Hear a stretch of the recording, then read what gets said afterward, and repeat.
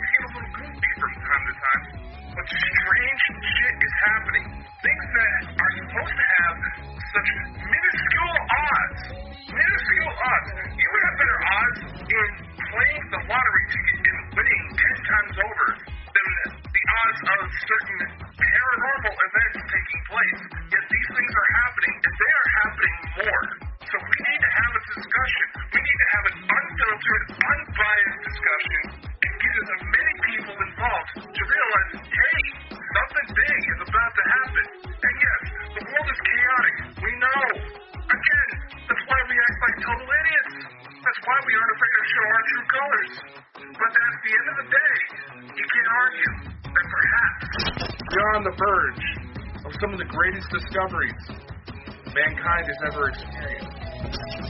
And that is why we bring you the Bald and Bonkers Show. Baby, you can get on my boat and make a rock, yeah. Hey, everybody, boys and girls of all ages, welcome to the Bald and Bonkers Show. What do you say? Who's that you're looking at?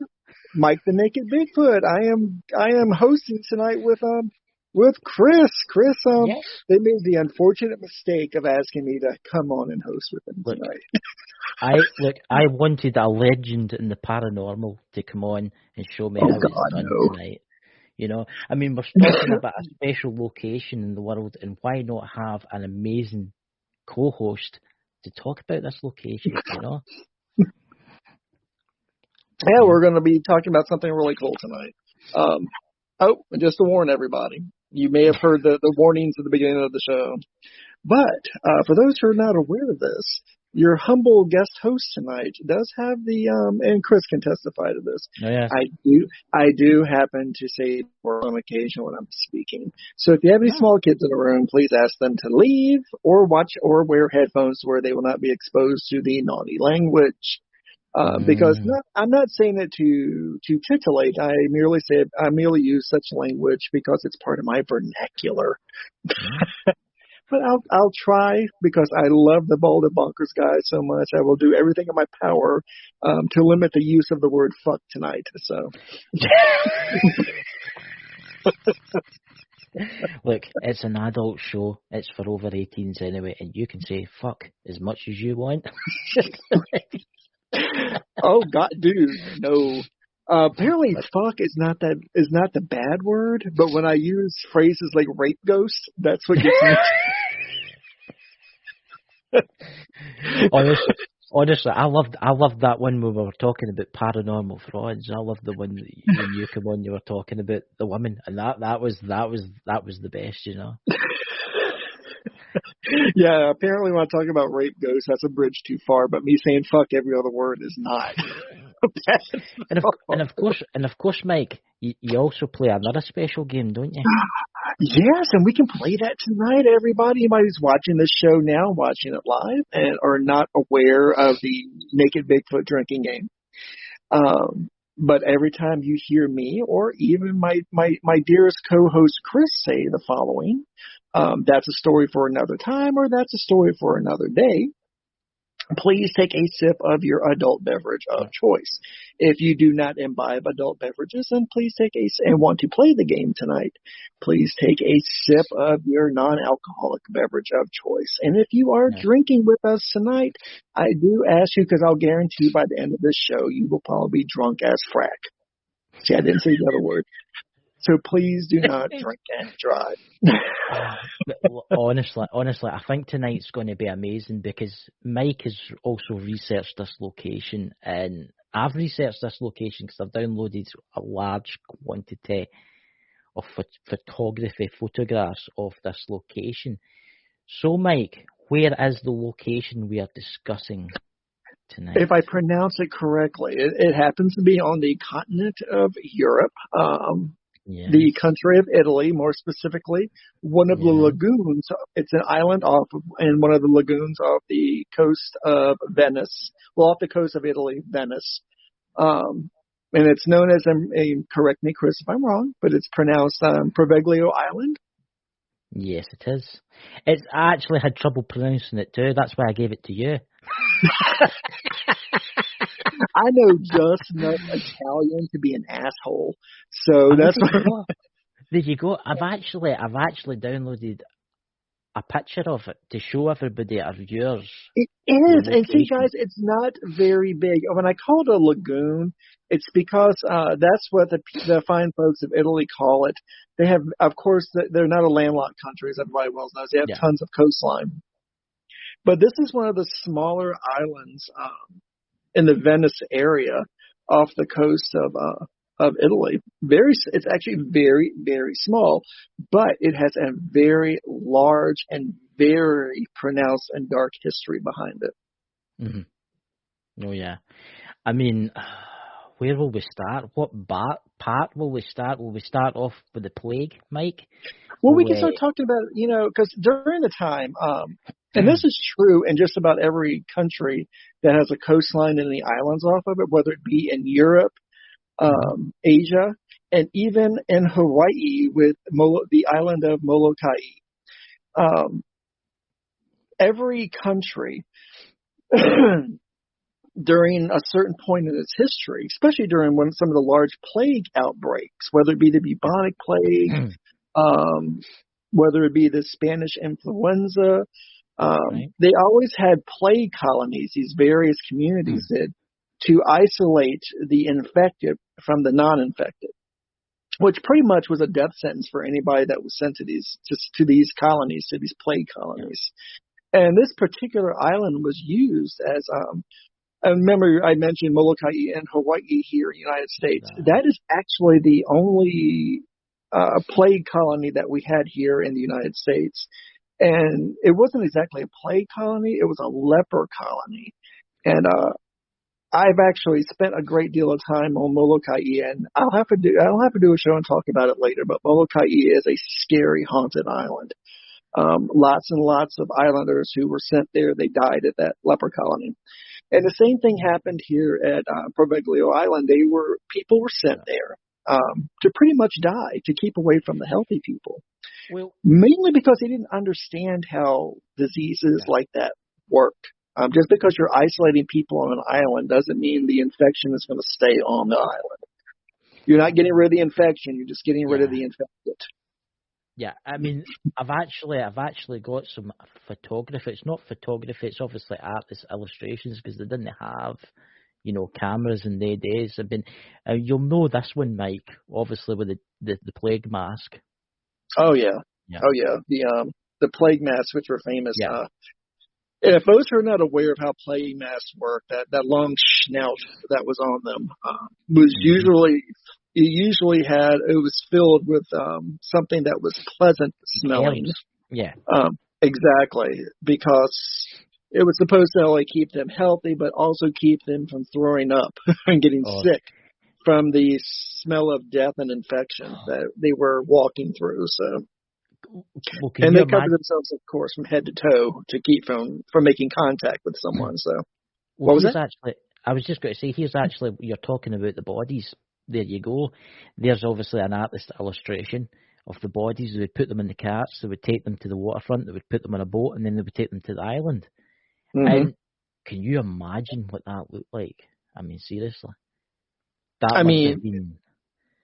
They learned this from their time with the Black Plague. Was during the Black Plague, the bodies built up in cities, And Italy was famous for this, especially Italy. They learned from that the bodies just kept building up and building up in the streets. That not only did they have to deal with the plague, but they had to deal with the sickness that came along with the all the dead bodies decaying out there in the middle of the street. So that's one of the reasons why they chose to begin to ship the bodies of the dead and the semi-dead to this island location to be to be dealt with. Yeah, and it's actually, I was reading something here, and I know you're going to be doing a show soon on vampires, aren't you? Modern vampires. Yes, modern vampires. But did you read the story about the vampires in Venice? About the island? But it was superstition then. It was when they were throwing the bodies into the pits, right? Some of them, because he decomposed, their bodies were breaking down because they were dead. Blood was coming out their mouth, and their superstition was that, what's the word I'm looking for? It was that they were scared, obviously, because they were on this island and there was so much death. And actually, I've got a photo here of like a mass grave, right? And a lot of the archaeologists that have been digging up, they've found a lot of the skulls were like rocks in their mouths. Mm-hmm. Now, and seemingly it was because they thought they were vampires, right? And they thought they were going to come back. But here's what do you think of this, Mike? Everybody. Oh, number one, it's completely tragic. Oh yeah. But there were no care to the burial practices then, and to both the cremation practices and dealing with the dead. Then they didn't feel it necessary to treat their bodies with care. No respect, no care. And if you died in such a horrible fashion with that plague, and then your body was basically was either burned or left to rot above ground, or placed in these huge charnel pits to decay amongst all these other dead, that creates insane amounts of crazy of energy that literally bathes the soil around. Yeah, it bathes the soil around them. Yeah, I mean, here's one of the pits that's been recently. It was workmen.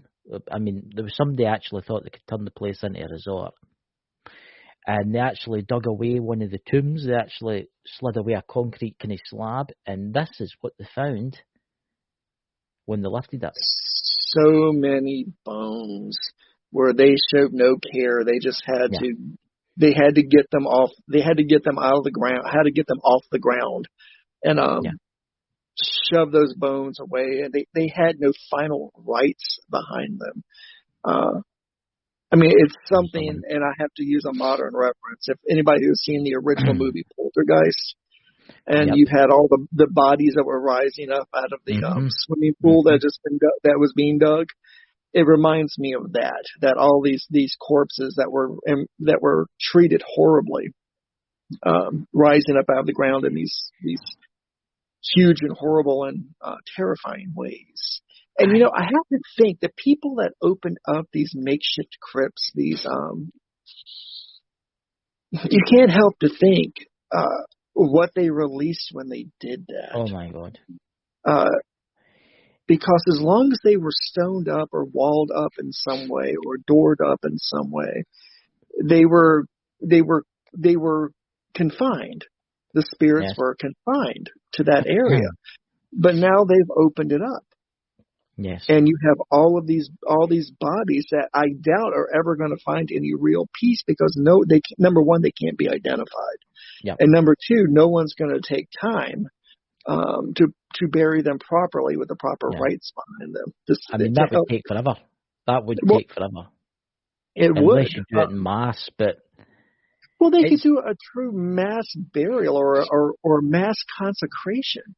Yes. But that's really hard to do on a place that has got a history of such violence and evil behind it. I mean, it's quite interesting you say that, because it wasn't just the plague that was evil. I mean, there was the doctor on the island that liked to experiment with the residents that was a psychiatric hospital. I think it was from the 1800s onwards, and he used to experiment, drilling into their skulls and stuff. Yeah.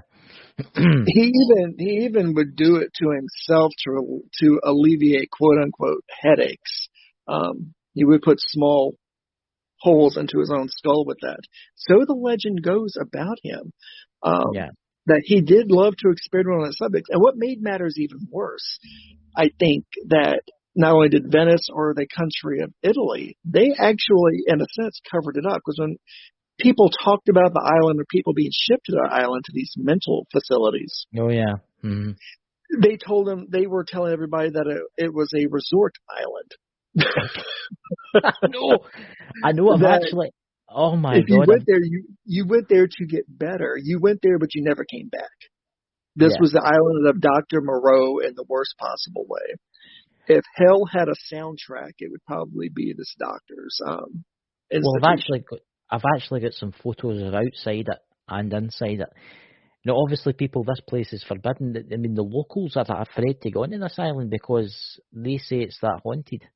I mean, obviously, there has been ghost hunts on the island, famous ones like Ghost Adventurers, but that's when they started off in their younger days. Was that not their younger days before they all split up? That was in their younger days before they started making more and more archaeological discoveries about it, until more records started being unearthed about the place. They only knew during the time that Zach and his crew were there, they only knew a fraction of what went on that island. And it's since the history has been pretty much to the dismay of the Italian government. This is a shame they cannot cover up like they had been in the past. I was reading an article on this, and this is what they were going to do a couple of years ago before the outbreak and stuff like this. They were actually wanting to turn it onto a port for the big cruise ships to come along. And they were wanting to, and so it'd be like a big restaurants and a holiday park. Can you imagine building? I mean, seriously, can you imagine doing something like that? This is like Disneyland in hell, okay? This has become a macabre attraction. I have to say I'm both fascinated and disgusted by it at the same time. I'm not saying that I wouldn't go on the cruise ship, and I wouldn't maybe take a tender over there to visit the island. I'm saying I would probably end up doing that. But I probably wouldn't go over there on a tour with somebody going, and now we're walking, and as you can see, there's 50 skulls stacked up here. This is something, if I went there, I would have to wander away from the tour group and explore the island by myself. I couldn't do it that way. It would bother me too much to do that. You see, that's the thing. Now I know what went on there. Yeah. I would want to go on an investigation standpoint, but I would not go just as a tourist. Because I think it's not just that, it's all the people that's died there. It's like, there's the island, the burning island. That's a massive grave. And there's people that want to go there. I mean, it's and you have to remember the people they cremated, both at the institution and during the times of the plague, and also it was wars fought there during Napoleon's era, during the Napoleonic Wars. They say that the topsoil of that island is 40 to 50% human remains. Yep. It's composted human beings. That soil is. I mean, you could probably grow some amazing marijuana on that island. Can you imagine that if you grew some marijuana on that island, dude? Some good old pot. I mean, can you just just from telling people I grew this in the remains of a human being. I grew this. Don't be putting MDAs, dude. I mean, dude, how you could sell that? That'd be some haunted pot, dude. That stuff would sell like mad. You would be rich beyond you. People would be beating down your door to get some of that bud that you'd be growing on the island. I know. I'm probably going to burn in hell for what I just said. But I'm trying to be practical here, It's true. Well, here's an interesting picture. Right? Here's an interesting picture here. This is obviously the outside at first. I mean, look how overgrown that is. Look at the vines. It's just Nature's trying to take it back. It's trying to take it back. It's like nature's trying to hide the shame that is there, trying to hide the misery that is there. It's trying to cover it up. It's trying to cover up the decay there. And here's that's what I feel when I see that. And then it looks innocuous when you look at it. It looks almost bright and cheerful, but can you imagine when the sun goes down, how that energy changes in that room? Oh, dear God. When the shadows get long, when the sun moves away from that window, how dark that room is. Oh, yeah. Absolutely dark. And here's another one. This looks like a portal to hell or something, doesn't it? It really does look like a doorway to someplace you really don't want to go. I'd have to say, I would really have to screw up my courage to go through that. But you can see, again, nature around it is trying to cover up the sins of that island. But to no great effect, because we have people are there exposing the sins of that island, which I think is a good thing. And see, that's just bad there. Oof. See, that's obviously, I was trying to figure out what that was. I mean, I don't know what that is. Andy in the chat, what is that? I don't know. It's like something weird chambers. I don't think it's a crematorium. Are you sure about that? Because look at, it could be a wellness chamber, but the doors are too thick on it. It could be a wellness. And for those who don't know, old Victorian, medical, psychiatric quackery, wellness chambers were not good. They cause more damage than good. But look around the inside of how that's lined. Does it not remind you of like something where you'd have gas come in, like and cremate a body? I mean, that it really, really strikes me as a cremation facility. I sat and studied this for actually a while.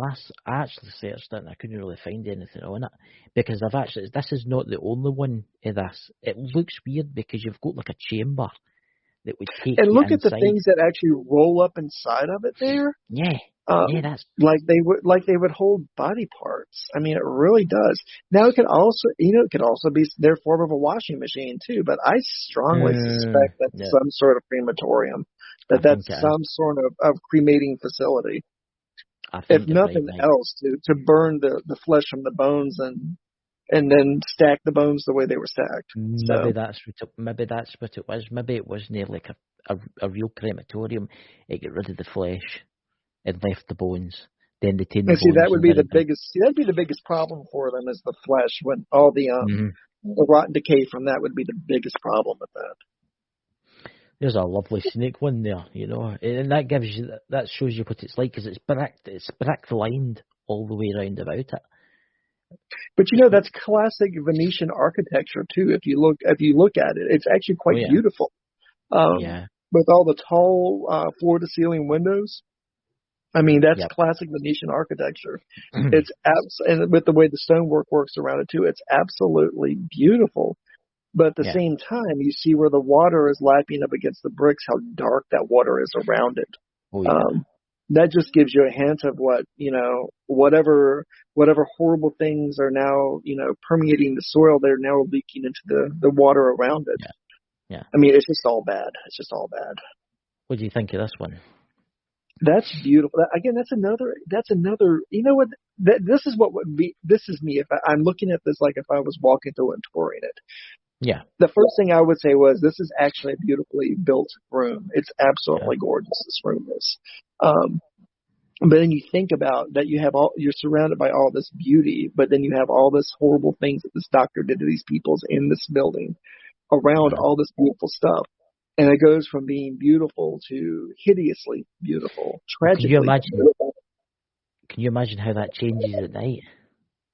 Oh yeah, that gets so dark. But you see, there's only light on either side of it, behind it and in front of it. So when the sun went down there and you'd have just the flickering light that would be in there, that would be absolutely terrifying. That would be suffocatingly terrifying. Yeah. Here's another one. Tell us what you think of this one. You can see the vines again. Dude, that's just spooky as fuck right there. But you would think that, actually. I'm just saying, that's just spooky as fuck.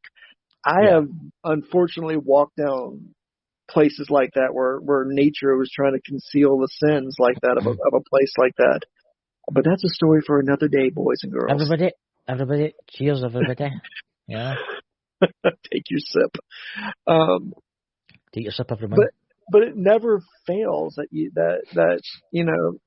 the natural world tries to cover up the hideousness and the inhumanity that mankind has done to itself. Nature always comes back to try to cover that up. And I'd never understood the weird symbiotic relationship that nature has with that, but it's there. Well, if there's somebody out there, please explain that to me. Mm-hmm. Please send an email or a message to Mike, the Naked Bigfoot. He's on Twitter. Please visit his channel also, and he'll tell you some tales of when the video you did the other night was awfully good, and you're telling us about your suitcase you carried about you. But that's a story for another time. That's definitely a story for another time. I sold drugs, but they were not synthetic. They were all natural. I only deal with natural drugs. Yeah. Here's an interesting one. Now, this does look creepy. And you see, that feels like something bad. Something bad has happened there. It does when you look at it. That's even no matter how much light comes through, look at how bad it is. And notice it doesn't have nature creeping in through those broken windows either. Even nature avoids this area.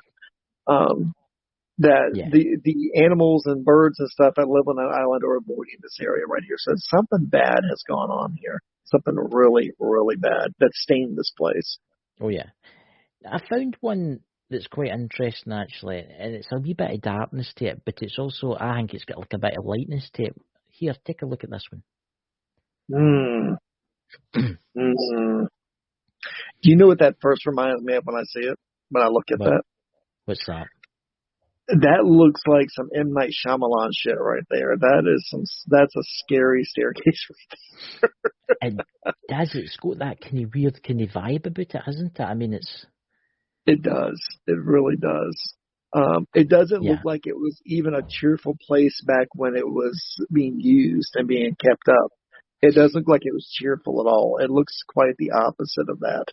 In fact, there's a series called American Horror Story. There was one called the second season. It was called with the Insane Asylum. The Insane Asylum. That reminded me of the center of the Insane Asylum with the staircase there. There was nothing. You haven't seen all the pictures yet. Positive about lots. I've got lots, and I know I like to cheer you up. This is quite an interesting one. This is now obviously it's a real photograph, but photography wasn't around in, I would say, the 17th century, but it was in the 18th. Was it the 1850s photography was invented? So this is when I'm thinking this must have been. Well, it went from the camera obscura, where it went from a camera obscura to an actual type of photography with cyanotyping and such. This is interesting. Look at that. That's a daguerreotype right there. And that's just frightening right there altogether. There's no joy in that room whatsoever. For those, I really advise you to look up what the daguerreotype was, because the daguerreotyping was actually done originally for things like this, for medical facilities and for battlefield photography. Daguerreotyping was. The bad thing is daguerreotyping, the chemicals used in that usually kill the person early in their life. But that's a story for another time. You do know. Everybody, drink. You do. For those who are not aware of this yet, I do like to ramble when I talk. I like to go off a little side. I wanted you in. Here's an interesting one for you, Meg. Look at that chair right there, dude. I know. Yes. That just tells you, something bad happened in there. Somebody got fucked up in that room right there. Yeah. And you see the vines starting to come through the windows there. Yeah. Yeah. Can you imagine how claustrophobic it would be if you went in there and it was at night and there's no light coming through those vines whatsoever? How completely terrifying that is. Oh, yeah. Well, can you also imagine how completely terrifying it was for anybody who was committed to this place? Oh my And they were God. sitting in a chair like that by themselves in a room like that with only a few windows like that looking out into pretty much nothing. I mean, that island was so small. It still is so small. When you looked out the window, you were in a prison. Yeah. You were Oh you yeah, were in prison. on the Venetian version of Alcatraz. There was no way for you to escape. I know. I mean, you You think about it, Mike. You're in there as a patient, right? Like, you're in there as a patient. Can you imagine the spirits walking through the hallways? And they're like, oh, I can see spirits. And the doctor's like, don't be stupid. Take them up to the special room where they do experiments on them. They get another hole drilled in their head, or they go through, cold and hot wraps in an ice bath. I mean, all kinds of horrible things would happen to them because up to the point before it became, like you said before it became a mental institution. And I say those words with in quotation marks because it was an asylum in the worst way that was disguised as a medical facility to get people well again. Yeah, and ran by their version of Dr. Mengele, who liked experimenting on people. So that's what I did read when I was learning about this place. A lot of families that had kids with learning disabilities were sent to this island, and they'd done medical experiments on them. And this is Down syndrome kids and stuff like that. They used them for medical tests just to see what they could do to them. I mean, the horrors of that that's worse than the Nazis. Well, dude, they did that in Virginia, Kentucky, and North Carolina with the hill folk, with the mountain folk, with the people here in Appalachia. Right. They actually, not only did they sterilize large groups of mountain folk so they would never procreate but they also, the ones who were not as educated as they thought they'd be, they labeled as dumb, as a psychiatric term, dumb, which meant they were their form of mental retardation. And they took them to some of these, especially here in Virginia. There's a very large Virginia here in Southwest Virginia, where they did experiment on people they considered mentally ill or mentally disabled. And they did that to a lot of the mountain folk they brought there. They brought them there and did horrible, horrible experiments to them. So I can only imagine what would be like if you were a member of a family and then the family looked at you and said, well, there's obviously something wrong with you, so we're going to send you away to, a place to get better at, knowing full well that they're sending their loved one off to a place to die horribly at. Here we have another picture. See, I think this is the laundry room or something like that. There's like a washing machine or something in the corner there. Now they did a lot of oh,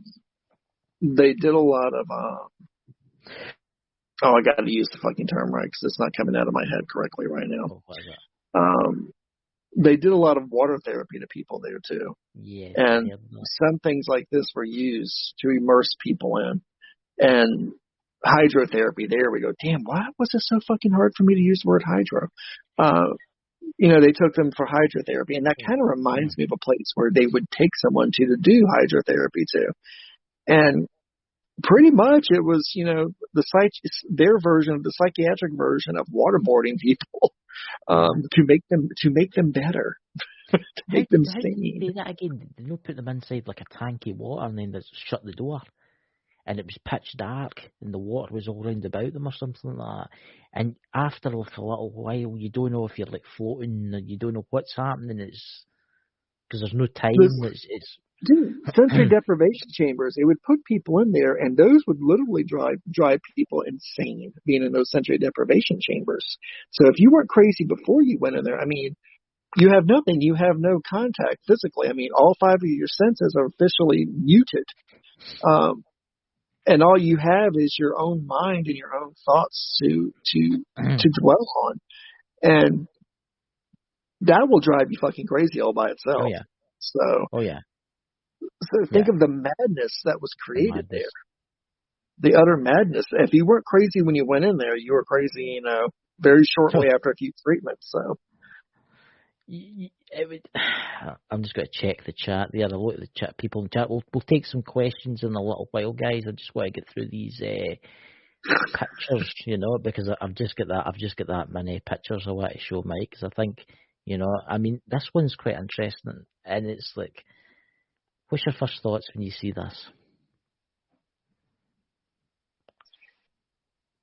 I actually think the way it looks now, it's quite beautiful the way it looks now. But I'm picturing in my head, take away nature that's coming in there to cover that all up. Yes. How stark that room must have been.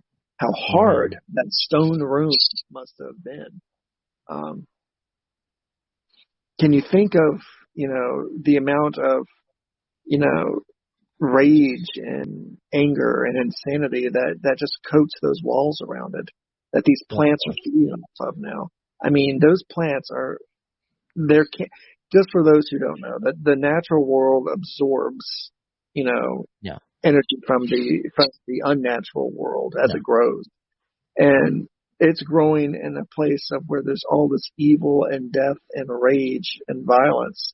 So these plants are soaking that all up. I would never pick a fucking flower and take it home with me from that place. I'm just saying that. And that's why I've always thought that. That's why you should never take flowers from a gravesite. You should never take flowers from a gravesite. Ever. I've always wondered that. Because I've always wondered, right, say you go to like a battleground, right? And say there was 20,000 troops died in that battleground, and there's flowers growing, you think, oh, what pretty flowers those are. I'm going to take some of them home to my wife. That can be a bad idea, because obviously you could be taking home some of the dead. Well, when you think about the classic form of you're taking home something that could turn into something bad. You're taking something that was grown in a place that was watered with someone's blood, that was watered with anger, that was watered with despair. And it now dwells within this plant. It's nourished this plant.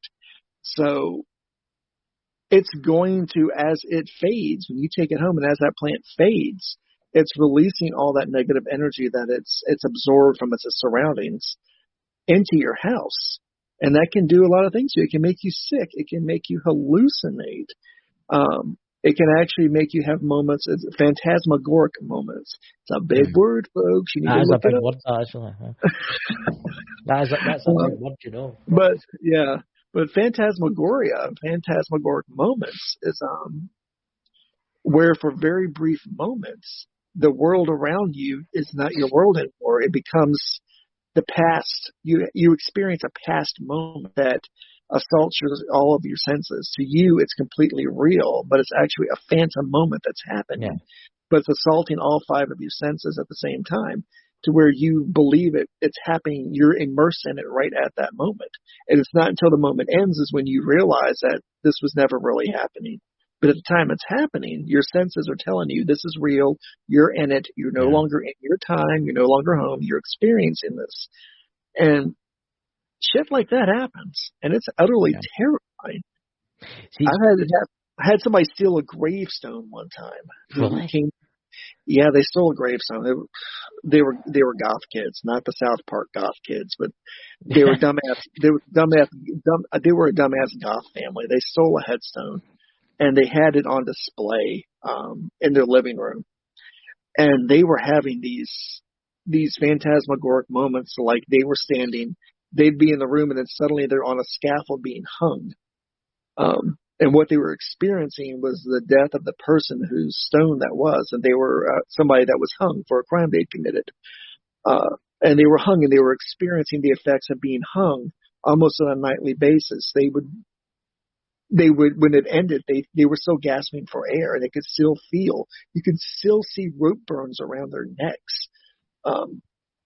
And they asked me what was going on. And it didn't take me long to figure out that, hey, where the fuck did you get that tombstone from? But they were having a phantasmagoric moment, which was getting more intense and more intense every day. And I do believe that if they had left it in there without removing it and returning it and apologizing for returning it, all that energy and rage that was coming from it would have eventually killed them. And I think when you take flowers from a grave, you're bringing some of that tragedy home with you, and it could hurt you. Yeah. It could hurt you. It's quite interesting, right? I know, but just listen to this, right? There's something that's popped into my head that I've always thought about, right? In Holland and France, they grow a lot of flowers for sale in shops, right? Mm-hmm. But a lot of those flowers are growing where the World War I battlefields was. Could they, in theory, have the energy of the dead soldiers? Yeah, you could take some of that tragedy home with you. And you can experience, while it's in your home before it dies, you can be experiencing as that flower slowly fades and dies. Or worse yet, if you have a tree that was grown in that soil and you plant it in your yard, then you're never rid of it. But as that flower dies, it's releasing that energy into your house and into you personally, and it will affect you. The most minor thing it'll do is make you sick, and you have no idea why you're sick, except for that, once that flower is dead and gone and that energy's been expelled into your house and it begins to fade, you start feeling better, and you'll think maybe you had the green apple splatters or something, but actually you have a version of what's called ghost sickness. My God. I need to do a show about ghost sickness. Yep. If that's a story for another time, everyone. That's a story for another day, guys, boys and girls. Ghost sickness. It's actually a real thing, ghost sickness is. It's been documented for centuries, ghost sickness. It's been called many things, but it's called ghost sickness, where the dead can literally, the dead and things associated with the dead and the paranormal can actually make you sick. What do you think about this photo? Now, I think this has something to do with the laundry, right? Because it is a big ass rolling thing. It's not as if they put someone through that, because it'd be very thin. It's, what I'm saying, it's not a giant joint rolling machine or something like that. No, I think I know. It looks like a press. It looks like a laundry press. Like you would go through it after you wash something up. Yeah. But look at all the cloth around it is in tatters and everything. Yeah. It's so surreal to look at that, because they didn't have some of the more sane people worked in places like that. Psychiatric, that institute, that mental facility didn't have that many workers at it. The ones they did have with them were pretty much Dr. Frankenstein's version of Igor running around doing whatever he said to do. But they also helped spread the stories and the rumors about that doctor as well when they would leave the island to go home. Yes. And tell the stories about the stuff that he did there. I mean, why don't you tell everybody about that stuff? Because that stuff's just crazy. I mean, I've actually got a photo of the place they had bricked up. The clock tower. That looks beautiful, but it is beautiful. But you know what? The most tragic things are usually the most beautiful. And you see, this was modern Venetian architecture. It was absolutely gorgeous. Stunning. But you have all that light there, though, to help illuminate the horrible things that he would do, cutting into people. And even during the 17th century and so on, it was considered barbaric to drill holes into people's skulls to release the pressure. But he did it. And think of it this way, because there was actually, I can't think of what it was called. You could actually take a nail gun and put, I think, from what I saw, you can put about 25 to 30 nails in someone's skull to penetrate the brain before they die. So you can imagine how many holes he could put into somebody before they died. Oh my God! I mean, and they were alive, and it changed them. I mean, because your brain controls everything about you, and it changed them. But they were completely aware of everything that happened to them when he did it. So. Oh my God. Yeah. That's quite bad. Here is a picture of the tower in question, how it was all bricked up. Now he was supposed to. One or two things happened. This is how this doctor died. some say, as the legend goes, I have to say it that way, as the legend goes, he either jumped from air and committed suicide, or that it was the spirits of the place seeking revenge that took him up the steps to the top of air and flung him from the top up there. Either way, he met a most just end. But I think his soul is probably still there in some sense of the word. It makes you wonder if it's torturing the souls that are trapped there. Well, they were terrified of him. How could you not be terrified of him? So I'm wondering, would you still be terrified of his spirit if it still walked the halls, wanting to continue to do experiments? And then these spirits, would they hide from him, from his spirit? Or would they gather together and make him relive him being tossed from that tower every night? That's something fascinating. I wish somebody would go there and, a really good and an actual medium would go there. Yeah. And that who didn't mind losing their mind for a brief period of time. So I'm pretty sure that any good psychic medium who went there would probably fucking lose their mind within 5 minutes. So. Well, there you go. That's for someone in the chat that's a good friend of mine, and she's a really good medium. Her name's Lisa Fry. She's in the chat there. Lisa, you need to go to Venice there, your holidays. Michael, come with you. I'll come too, but me and Michael stay in the mainland, we'll have tea and coffee and stuff like that. We'll check in on you once the screaming stops. So.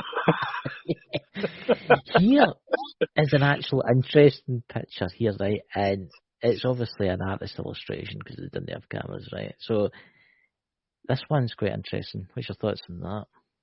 Or what it does it not look like one of the old steel factories? Just looking at it, it does.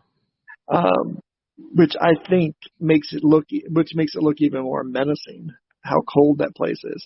But if you look at front with the gondolas of the people going by it, I mean, this was not that far off from Venice, for God's sakes, out there in the Venetian lagoon out there off the coast of Italy. People could see that. Can you imagine going by on a gondola and you're hearing people shrieking in agony there? There you go. Yeah, that's the map here. And here is a shot of it, and you can see how close it is to Venice. Exactly. It's right there in the Venetian lagoon. I mean, it's right off the coast. So people, you would have to go out of your way to ignore what was going on there. It had to be their dirty little secret for centuries, I mean, you have to, again, going back to Napoleon doing the Napoleonic Wars, he saw it as a tactical, location for hiding weaponry at and munitions at, until it was discovered the island was attacked, and you had hundreds of people die again there on the island. That island was baptized in blood from its conception. Nothing but death and misery from the beginning. Death, misery, and madness from the beginning. Yes. If there was a way just to let that island drop into the ocean like Atlantis, never to be seen again, I think it would be best. Well, the last photo I have is actually an artist's illustration of that doctor doing terrible things to patients. It's like what was done to patients there, and I think you'll find this interesting, Mike. See, going into the head. You've got a nun, obviously. Is that a nun in the top corner? See, and then that was what was bad, because a lot of, and I'm going to use quotation marks around this, modern, during that time, what they considered modern medicine and modern psychiatric treatments went hand in hand with a lot of religious beliefs with the Catholic Church as well. Again, you're talking about Italy, you're talking about Rome, you're talking about the Catholic Church there. And the priests and nuns dealt with the religion. They were there to help heal the spirit, the soul, while the doctor was there to perform these ungodly, inhumane experiments to save their lives, to save their sanity. And they worked hand in hand. They paid witness to this shit that happened. And they didn't, they didn't condemn it because, they probably were paid well not to condemn it. They were paid well to hide that dirty little secret. So yeah, and they're still hiding it. They're still hiding that secret well, to dude, this day. you have to remember too. It was the church that was behind turning that into a plague island in the first place, and turning it into a plague colony in the first place. The church ran most of the governments then, and they were behind. A lot of this is true. In a lot of the European plague colonies, Asian plague colonies, even the one here in the United States, the one here in the United States on Molokai was started by Catholic priests. That were there, and nuns. They were created by the church at the time to help, heal the sick if they went there. Yeah. They were sent there to be preached to and died, and they died. Oh yeah. So, I mean, sorry. Had to get off on my soapbox there for a minute. That was weird. I heard somebody's voice there. Did you not hear that? No. That was at 50, I would say 50 minutes in. MD had heard that in the chat. That was weird. Because it was like someone that was agreeing with you. Not surprised. There's so many, the air is so charged right now from these thunderstorms. It's giving things life around here that, typically would be a lot more, most things would be a lot more mellow, but during these powerful thunderstorms that we've been having, that elemental energy has been giving them a little bit more, making them a little bit more animated than they fucking should be. That's what I was going to ask you. Do you think there's any evil entities on that island, or do you think there's any like elementals that are pissed off about how the island's been treated? Madness is madness and despair considered evil? Or is madness and despair the seeds of evil that creates evil? Yeah. I think it's a little bit of both. I think the natural world that exists on that island, what little bit of the natural world that exists on that island, has been soaking up and been bathed in, centuries upon centuries of evil acts, of despair, of blood, of rage, of madness, true madness there as well. It's twisted. I know a lot of that plant life, I wouldn't consider it even natural anymore. After being twisted for all these centuries, it's become something more unnatural than natural. I'll tell you what, I wouldn't want to drink any tea made from tea leaves on that island, just to put it that way. No. Yeah, I mean, I'm looking at a picture of it now in the old iPad there, and it's just got like, I don't know, it's got like a kind of warning feel about it. It's like, because I watched a video last night about where this guy was interviewing the fishermen that fish round about the island, and they're afraid that they'll catch any fish from around the island because of obviously how you were telling me about the flowers that have been growing or taking anything home from a graveyard. That's why they're afraid. Because the fish are everything in the natural world is twisted by what's happened on that island, and that extends into the ocean around it as well. The funny thing about water is water itself is in both in the supernatural, paranormal world and in the natural world and in the regular world is the greatest and universal solvent. It dilutes negative energy. It can only go out so far from the island before it's diluted and dissipated by the water around it. And that's why, like you said, the fishermen don't get that close to the island because they don't want to catch fish that are close enough to soak up all this evil that's coming off of that island. All this despair and negativity that's just pouring off that island into the water around it. Yeah. Would you ever like to go, Mike, to the island? I would like to go and get a few bags of dirt. Oh my God. I know that it's I know. Okay, it's for two reasons. Commercially, I can grow pot in it and sell the pot. And three reasons. The second reason is as a practicing Hungan, to have soil like that, that's so charged with soil like that would be great in various rituals and that I could do with it.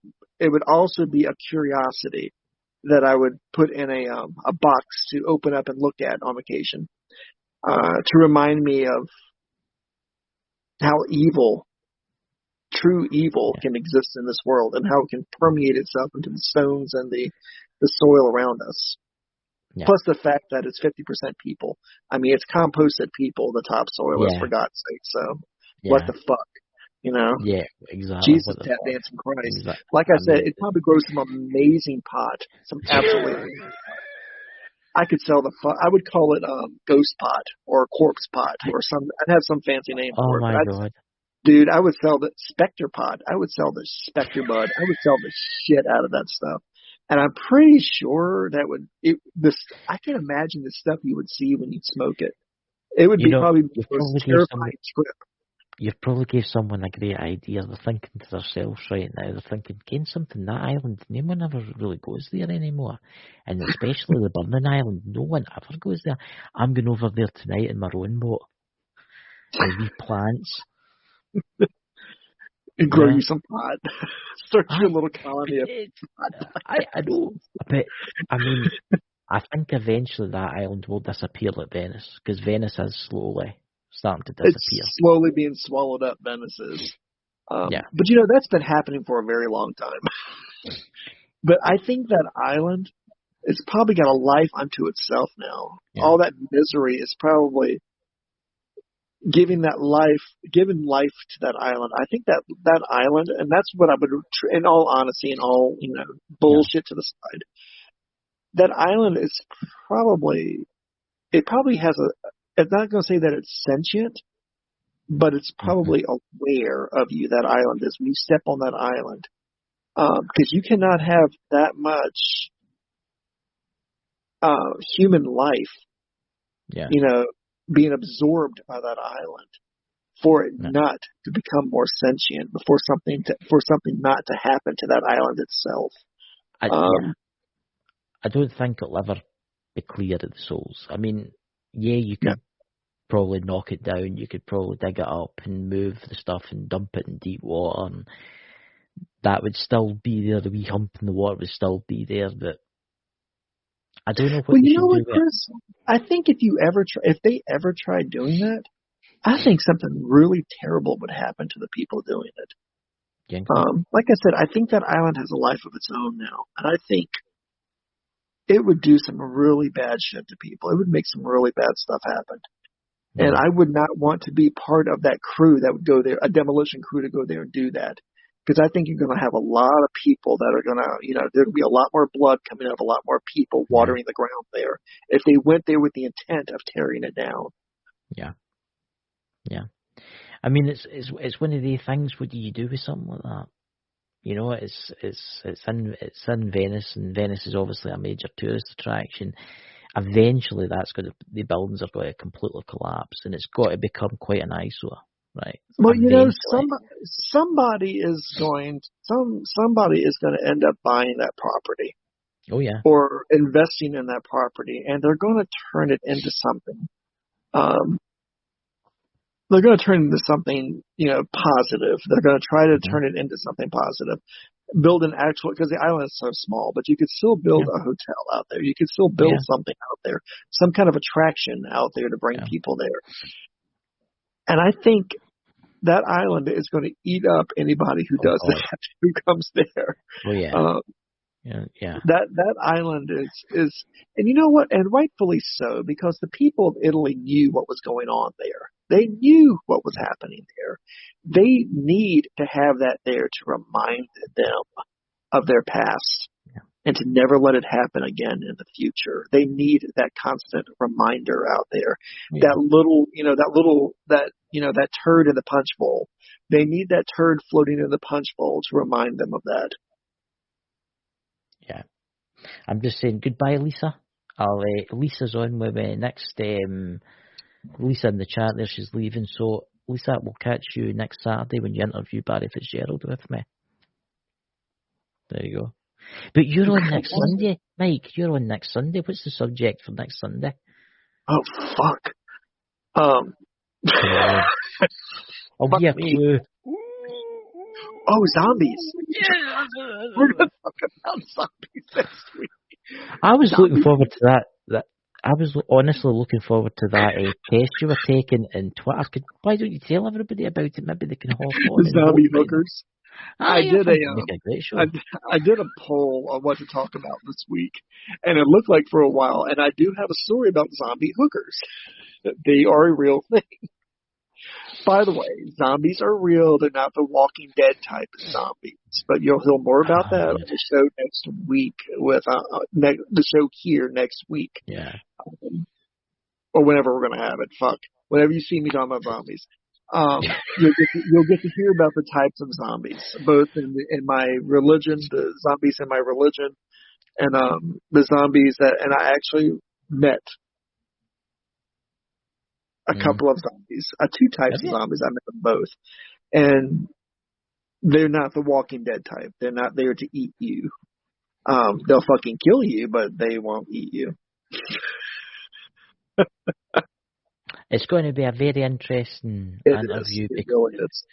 It is because, it's going to be a fun show. The zombie show will be a lot of fun because I'm actually going to give it'll actually be a serious conversation about zombies and zombification. It's actually, when you hear about it, it will terrify you. It's going to scare the shit out of you when you hear about it. So I'll need to download some pictures. Send me some and I'll download them. Oh my god. Them. Yeah. Send me some. And I'll download some. You know what? I might still have some zombie powder. And no, everybody, it's not going to be available in the Bonkers store. No, you cannot snort this shit. I think I might still have a vial of it. I can show it. I can't tell you all the ingredients in it because I'm not allowed to tell you all the ingredients in it. No, but I can at least show it to you. It's some nasty shit, I'll tell you that. Yeah. It'll get you, it'll get you fucked up like Percocet, though, if you take it in small amounts. I do not recommend taking zombie powder as a recreational drug. I'll turn on the TV and it'll be live CNN. Man takes zombie powder, runs through town naked with a pair of flip-flops on. It will not turn you into stone test bunnies, guys. Just to let you know, it'll turn you into some, but it ain't good. So, a question before we leave for tonight. What's the show this week on your show? Shadow People. That's what everybody. The poll that I ran over the weekend. We're going to be talking about I'm going to be talking about Shadow People. Not talking about the bullshit you see on the Travel Channel. I actually had a very unfortunate encounter with Shadow People. Now, I'm saying people. I'm not talking about person. Notice I'm not saying person. This was a group of Shadow People. And it scared the ever-living shit out of me. So I bet you did. With all my stories and all my experiences, there's always a twist. I'm not going to tell you the twist. You never hear the twist till the end. So, Mike, do you want to plug your channel and plug your Twitter? Well, you know I suck ass at promotion, but you're great. On YouTube, it's Mike the Naked Bigfoot, also known as What the Fuck Paranormal Chat. But if you go on YouTube, you'll see Mike. If you type in, or even if you Google Mike the Naked Bigfoot, you'll pull up my Twitter account, which is at VoodooMan3, Mike the Naked Bigfoot. Or you'll pull up my YouTube account. No.